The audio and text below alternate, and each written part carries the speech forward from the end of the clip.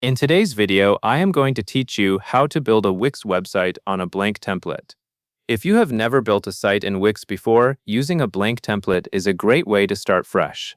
It also gives you full control over the layout, so you can build exactly what you want, section by section, without being limited by a pre-made design. First, click Create New Site. On the Wix interface, this button is usually the starting point for anything you build. When you click it, Wix will guide you through choosing what kind of site you want to create.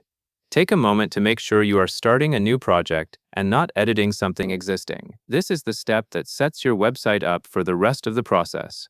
Next, click Wix Editor.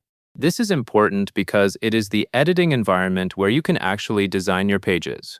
Once you choose the Wix Editor option, you are telling Wix that you want to build the site visually, using the drag and drop tools. After you click it, you may see a few loading screens as Wix prepares the editor for your new site. Now select Blank Canvas and wait for it to load. Choosing Blank Canvas ensures that you are not working from a theme or layout. You will begin with a clean page, which makes it much easier to plan your own design. While it loads, look for the empty workspace and the editor controls, because that is where you will add everything next. Once the canvas is ready, add your text, images, buttons, and sections. This is where the website starts to take shape. You will use the elements Wix provides, such as headings, paragraphs, and images. Then place them on the page where you want them. Buttons are especially helpful because they guide visitors to actions like learning more or contacting you. As you add sections, think about how your visitor will move from one part to the next. For example, a typical flow is an introduction section first, then supporting information, and then a clear call to action. Since you are starting from a blank template, you can arrange these elements in a way that matches your content. After you have the main elements on the page, customize the design. This step helps your site look polished and consistent.